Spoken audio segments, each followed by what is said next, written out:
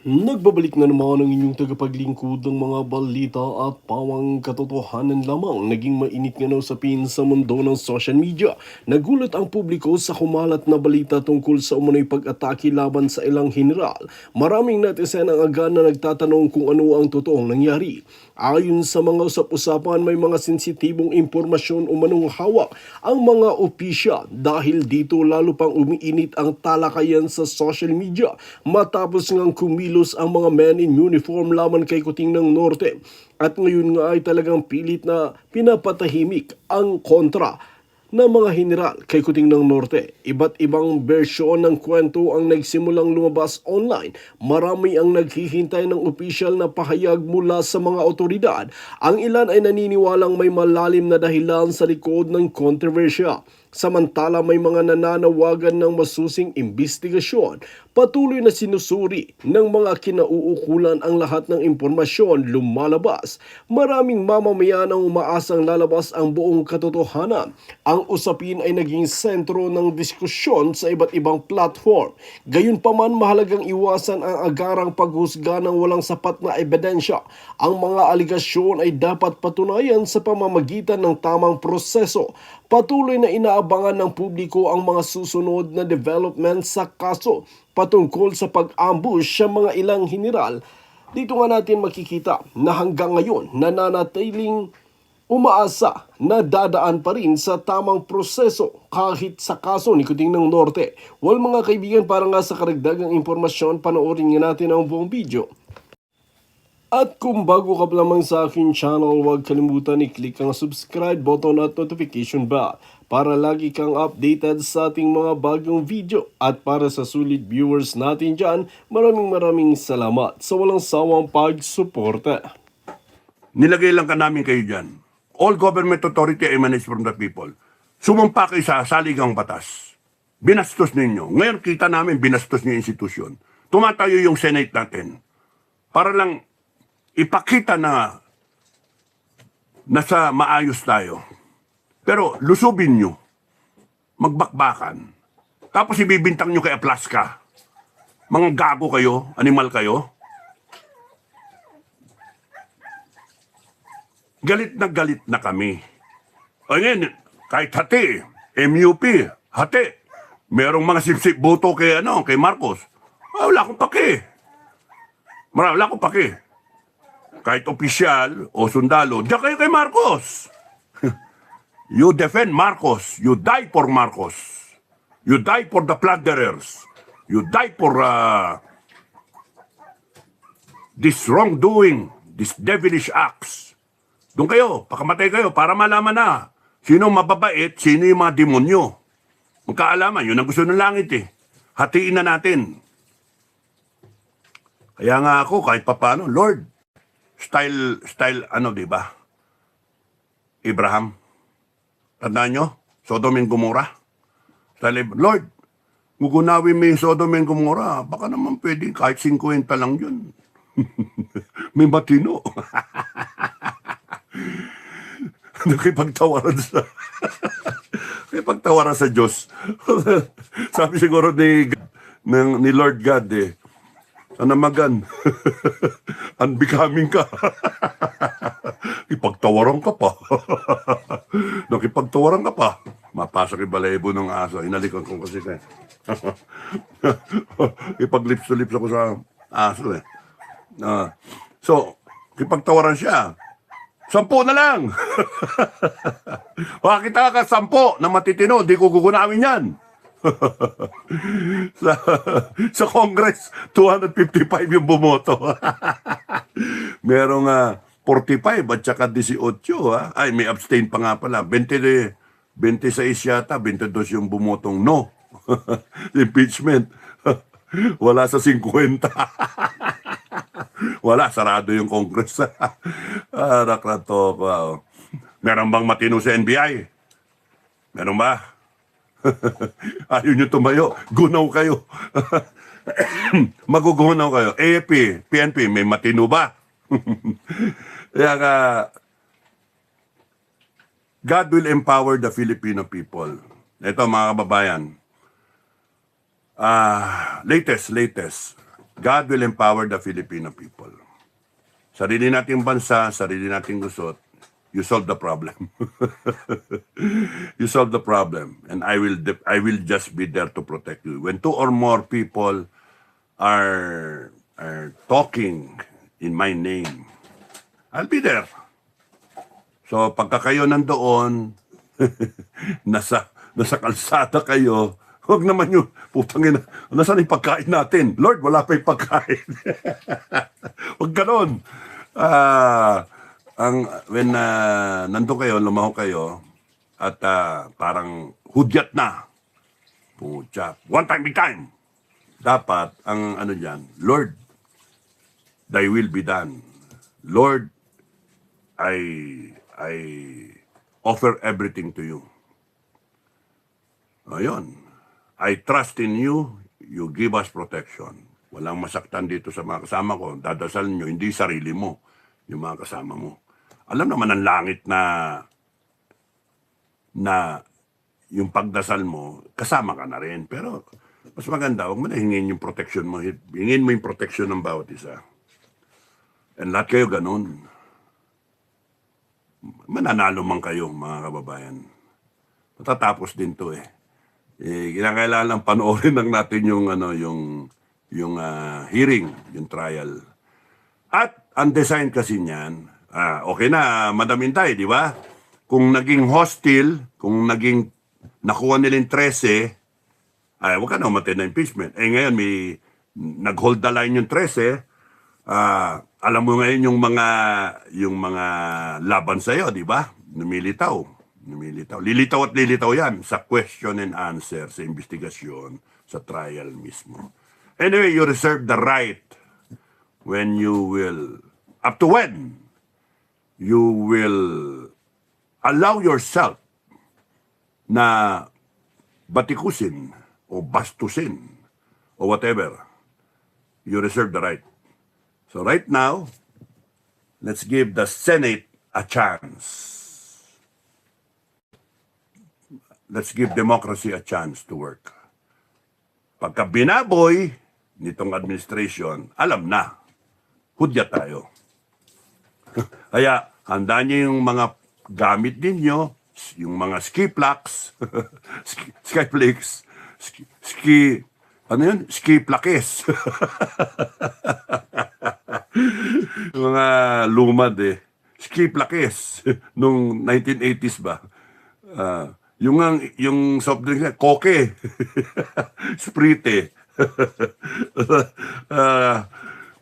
Magkano ang koke? Ski plake. Ski plakes. Oh. Ay, nako. Yan tayo yung mga pagkain ninyo, mga gamot ninyo, kung kayo may mga, lalo yung mga senior, huwag nyo mga pupunta dyan sa rally na wala kayong maintenance. Yung mga may problema sa puso, magdala kayo sublingual. Lagi kayong mag-hydrate. Ay. Nahintayin natin how this will develop in the following days. Yung mga leader, I suggest na usapin ninyo yung isa't isa para yung endgame. Ano yung endgame?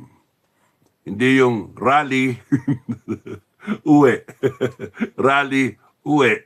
Nagastusan lang kayo niyan. Dapat dyan, endgame. What is the final outcome that you want? That the people want. Hindi yung leader eh. What is the final outcome that the people want? Simple lang, di ba? They want a better Philippines. They want a change, a transition. They want the spare tire, Inday Sara, to be sworn in para subukan nila. Pagka nagkamali naman si Inday Sara, hindi naman iboboto na yan sa 2028. Pero kung tama ang ginawa ni Inday Sara, wala na, landslide yan 2028, sigurado. So, alam nyo, si Marcos, may pasensya sana ang tao eh. Gago ka talaga, Marcos eh. Binoto kita eh. Gago ka talaga eh. Inabuso mo yung tao eh. Inabuso mo yung sinira mo yung trust namin sa'yo. Kasi pasensyosong Pilipino eh. Pakumbaba ang Pilipino, maintindihin. Kahit ikaw may frailty, kahit ikaw may kakulangan, nirerespeto ka ng tao. Kasi presidente ka ng Pilipinas. The Filipinos are ugali natin, have that trait na pagbibigyan ka eh. Kaya ka naging presidente eh. Matapos yung tatay mo, yung ginawa, pinagbigyan ka para ibangon mo ang pangalan ng Marcos. 5 presidente duman, hindi na ilibing yung tatay mo. Pero ano ginawa mo? Yung pumayag na ilibing yung tatay mo sa libingan ng bayani, tinapo mo sa ICC. Tarantado ka talaga. Napakawalang niya mo. Putang ina, napakawalang niya mo talaga. Wala kang kwentang tao. Yung tumulong sa'yo para manalo ka, yung tinaas ang kamay mo, vice president mo. Anong ginagawa mo?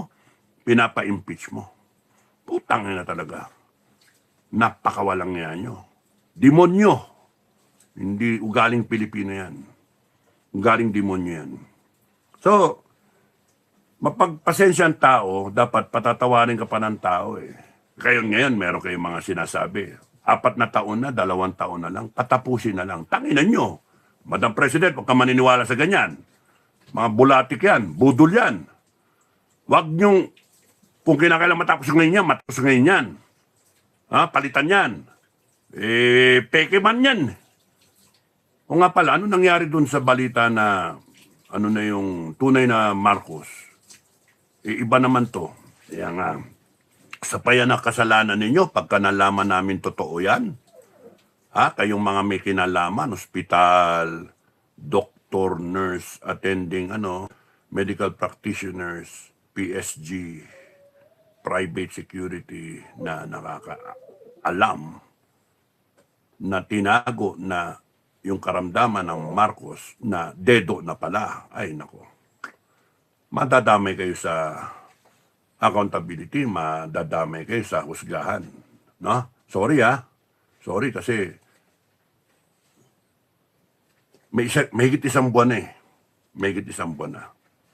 Kipin nyo yung dinagdag ninyong paghihirap sa tao. Kasi kunyari noong pa, nung April 8, kunyari, no? Kung maglagay tayo ng date, kunyari April 8, yung kinuwento ng iba, ay wala na siya. At ngayon, pinalalabas ninyo, jumping jacks, Marcos, no? Nagbubuhat ng bigas. Punta ng unbecoming of a president, di ba? But anyway, ang ano dyan wala na siya, peke. Ngayon, pagka napatunayan na talagang peke yan, ikaw mismong peke, patay ka. Wala ka, katay ka. Tapos kayong mga nagtago ng kasi isipin nyo, may higit 1 buwan, hindi dapat nangyari Senate na barilan. Hindi dapat nangyari yung mga nangyari nung time mula noon hanggang ngayon. Hindi tama eh. That's why you will all pay for it. Habulin kayo ng taong bayan. Kaya, ang sa akin, ang advice ko lang sa inyo, Malacanang, kung hindi nyo kayang tanggalin si Matibag, good luck sa inyo. Kayong matatanggal. Yun ang nakikita ko sa bolang kristal. Hindi nyo kayang tanggalin si Matibag, ayaw nyo gawing scapegoat, ayaw nyo may pinangawa kasi ni Matibag sa inyo, no? May pinangahawakan siguro. Ngayon, kung di nyo kayang tanggalin yan, kaya mo tanggalin yung pinsan mo. Tapos yan, di mo kayang tanggalin. Mahina. Di ba? Yung pinsan niya kayang tanggalin. Si Ko, wala nga eh. Si Bersamin. Di ba? Tapos si Batibag, di niya kaya. Yung problema. Na kailangan ka magugas ka ng kamay eh. Kasi perception kay Matibag sobra. Dahil kay Matibag, kaya nagkaganyan yung Senate. Kaya naging na-pressure, naging ginto, naging diamond.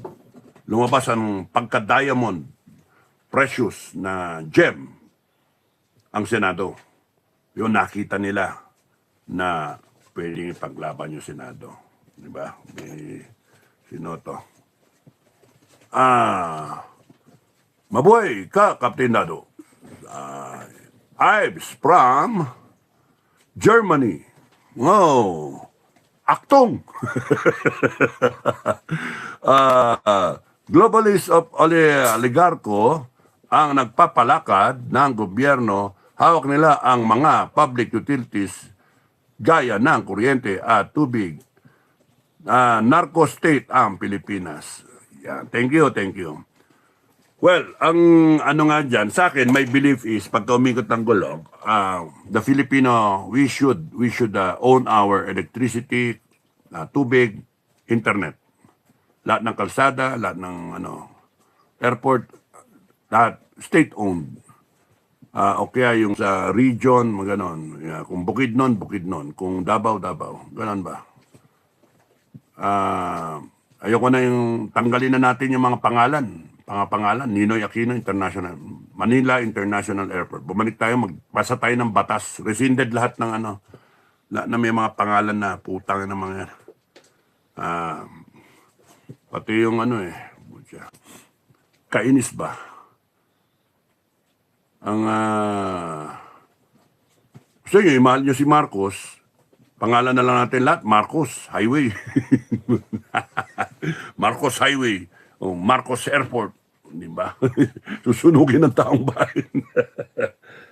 We should own our own electricity. We should take possession of it. Kuryente, tubig, ilaw. So that, ako, ang iniisip ko pa nga, ako masunod subsidize yung kuryente.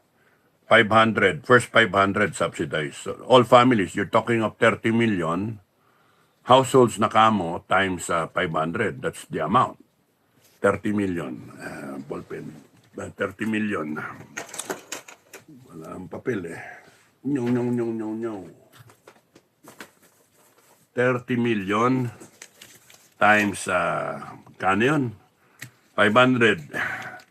30 million 500. Oy, tatlong zero ulit.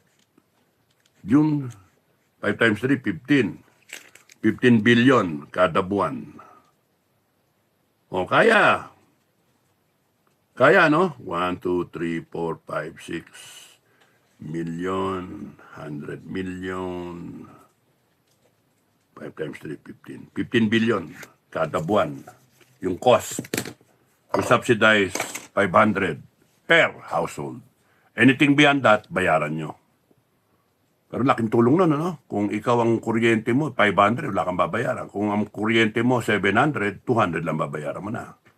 Subsidize ng gobyerno, Kung state-owned yan, magagawa natin yun. Pwede na ako kay pera natin. 15 billion na din kinikita natin, Ito, 15 billion a month. So yung 15 billion, subsidized na. Lahat ng Pilipino nakinabang. They happy. Okay, saan naman yung wala, bayad ka kuryente mo, ninanakaw naman yung pera natin. Tangina mga yan. Maganda, subsidize natin kahit paano, 500. And then when we become a rich country, as pagka nag-progress tayo, next 5 years, 10 years, and so on, subsidize na 1,000.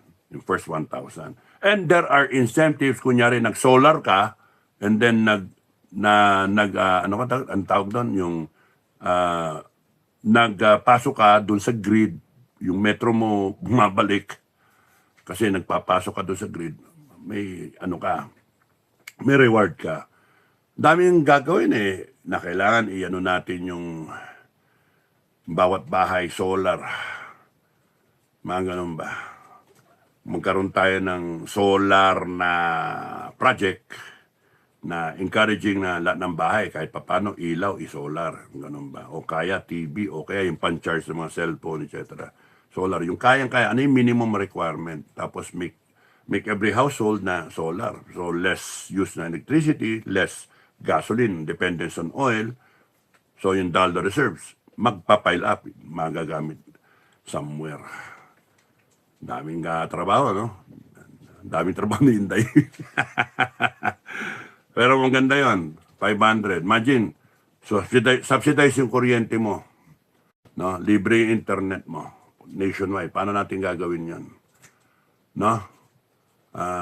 Tapos o satellite kunyari, yung kay Elon Musk, how can we do that na buong Pilipinas covered ng internet, libre. Sagot ng gobyerno, whatever. Imagine that. So, yung technology, aabot doon sa tao, may papanood siya.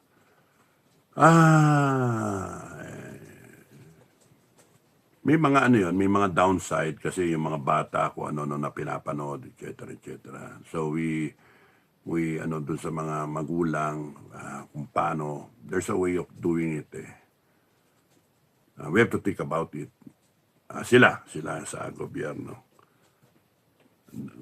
Pero kung subsidize yung kuryente mo, tubig mo, tapos nun yung libre internet mo, tapos nun zero billing ka sa health, kahit anong sakit mo. Swerte ng mga pamilya na kunyari may cancer, sagot na ng gobyerno, sagot na ng taong bayan yung paggamot. Kaya hindi ka hindi ka mamumulubi. Buhayin yung kamag-anak mo, asawa mo, anak mo dahil sa cancer, tapos okay sa dialysis, sakit pang mayaman eh. And then, ubus ka, and then iyak ka pa, tapos nung kabaong pa, etc. etc. etc. Ang lupit eh, ng tadhana. Heaven brings us to trials eh.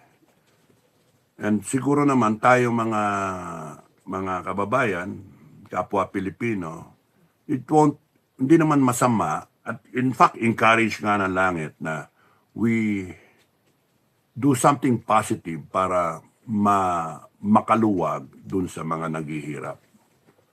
Yan. Remember yung the story of Job, nawala lahat sa kanya, tinrial siya.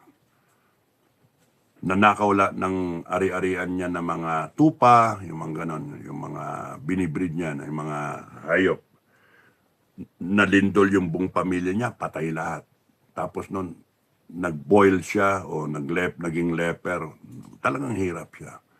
Yun yung trial. Pero in the end, merong nagbigay sa kanya ng mga hayop. Oh, bigyan daw kita ng 10,000. Ewan ko, basta 1,000 ng consideration. Na naginip daw sila, sinasabi, hanapin daw kita, and then bigay lang sa'yo. Grabe, no? Such is the uniqueness or the magnificence of God. Yung, hindi mo maintindihan eh. Kagaya yung nangyayari sa Senado, kikialaman langit. Yung pagpasok ni Bato and all that, yung siege na yan na ginamit ng Diyos, si Matibag, na ginagamit ng Malacanang. Grabe langit eh. Ang galing eh. Using their own arrogance to fuse the senators together into coming out under pressure. No? What is a diamond? It is a stone that made good under intense pressure. Yun yung Senado ngayon. Under intense pressure, kaliwa kanan yung pananakot, yung pagligaw sa kanila to change yung 13, dito lumipat yung iba. Nag-hold the line sila. Ang kababayan, you pray for the Senate, you have 1 million Filipinos praying for the Senate, that's good. You have 100 million Filipinos praying for the Senate, that's very good. And yung cloak of protection ng langit, hindi matibag yung Senado. At kayong mga senator, marami naman sa inyong religyoso eh, naway gawin nyo yung tama. At kung kailangan ninyo ng tulong, nandyan lang ang taong bayan. Ready. Revolusyon! Ready na, hudyat na, yung ganun ba? Ready, gusto nyo patayan? Sige, bring it on. Huwag nyo kami tinatakot. Authorities, huwag nyo kami tinatakot. Huwag nyo i-overstep yung authority ninyo. The authority comes from the Filipino people. Di kami natatakot sa inyo. Putangin ninyo, kasuhan nyo, gago kayo, putangin ninyo. Kayo kakasuhan namin, gago. Huwag nyo kami takutin kasi puno na kami. Nanakawan kami. Nanakawan tayo. Ha? Nanakawan tayo. Trilyon ang pinag-usapan. Yung napag-usapan pa lang. Wala pa dyan yung iba. Sa DA, sa DNR, sa Customs, sa BIR. Lahat nasa ngayon ng gobyerno. Sa AFP, sa PNP. Putang na trilyon pa lang pinag-usapan dito. Ang budget natin 6 trilyon. Sipin nyo na lang On average, ang budget natin 6 trilyon. 4 na taon. 6.8 trillion yan eh. So on average, talagay natin 6 trillion. And kunyari, ang rule of the thumb is, ang nananakaw, kalahati. So, 4 na taon na 6 trillion, 24 trillion. 6 times 4 years, 24 trillion. Kung nananakaw kalahati, anak ng puta, 12 trillion ang nanakaw na. Yung 1 trillion na mahigit na sinasabi sa ilang taon yon ng flood control. 1 trillion. May kung i-apply niyo yung mathematics, kung kalahati ang nananakaw, sa lahat ng pera, budget niya is ganun, umuutang pa, ninanakaw lang. So sa 6 trillion times 4 years in office, 6 times 4, 24 trillion. 24 trillion, kalahati ninakaw, 12 trillion. O, gawin na natin, 30% ang nanakaw. Pare, 8 trillion pa rin yun. 8 trillion ang ninakaw, hindi lang 1 trillion. Ano yung 1 trillion? Yun yung napag-uusapan pa lang na sinasalag-salag-salag nila. Filipinos, wake up. Kung ang budget is 6 times 4 years, 6 trillion on average times 4 years, that's 24 trillion. 1/3 ang ninanakaw, 30% ang takbong ninanakaw. Ay. 30% of 24 trillion is 8 trillion ang ninanakaw. Gawin yung 20% na lang ninanakaw. 20% of 24 trillion is about 4.8 trillion. Laki pa rin, di ba? Ang next post lang is 1 trillion. Nasaan yung iba? Wala na, nasa bulsa na. Nakawala na sila. So, talagang pupunta to sa revolusyon. Kasi gago eh. Tanginan to mga to, niloloko tayo. At kayo mga Pilipino na dumedepensa dyan sa mga magnanakaw na yan. Ano sabi ni Marcos sa PMA? Ha? Do not lie, do not cheat, do not steal, nor tolerate. Never tolerate. Kasi pagka nag-tolerate ka, kagaya ka na rin ng mga nagnakaw, naglinlang, at nagsinungaling. Okay? Oh. Kaya, anong gagawin na? Sabi ni Marcos, maya naman kayo sa SONA. Maya naman kayo. Diba? Sabi niya sa SONA. Ba't ganyan hanggang ngayon? Sinabi niya, makulong. Wala pa nang kukulong eh. Wala pa nang kukulong. Doon sa trillion na yan na ninakaw. Blood control. Ayan na naman ang tagulan. Ilan na naman ang Pilipinong mamamatay dahil sa baha. Ilan yung gamit na masisira. Tarantado itong mga to eh. Hindi mo papalitan si Matibag. Tapos ka. I assure you, hindi mo palitan si Matibag, you will end your political career. Because the Filipino people will perceive you na tarantado ka talaga, abusado ka, hindi mo kaya ituwid yung mga mali. Isipin mo, gago na nga yan eh, hindi mo tanggalin. Dapat yan, preventive suspension, hugas kamay ka. Preventive suspension. Titirahin nyo si Aplas ka, gago pala kayo eh. Sino ba pumasok sa Senado? Ang duty ni Aplaska, depensahan yung Senado for against any threat. Physical threat. Ayun. Meron pa drill pa sila doon. Gagong, abusado mga yan. Tapos tinawag daw ng, pati yan, Senate, patawag nyo yan. Yung GSIS, yung head ng GSIS, patawag nyo. Para malaman, totoo ba? May nagsisinungaling dyan eh. Ba't ka magtatawag ng ano? Ano yung pinasa-secure mo? NBI? Ba't hindi police ang tinawag mo? Kaya nga, this administration is full of lies. No? Panay kayong mga garapata. Kati-kati kami, kinakati na kami sa inyo eh. So, hindi dapat kayo hayaan na linlangin pa kami. Pero punong-puno na ang Pilipino. Sa totoo lang, punong-puno na ang Pilipino. So it's just a matter of time. Matter of kailan? Kailan ba, mga kababayan? Lapit na yung June 12, Independence Day. Lapit na yon. So from now to Independence Day, taningan na natin.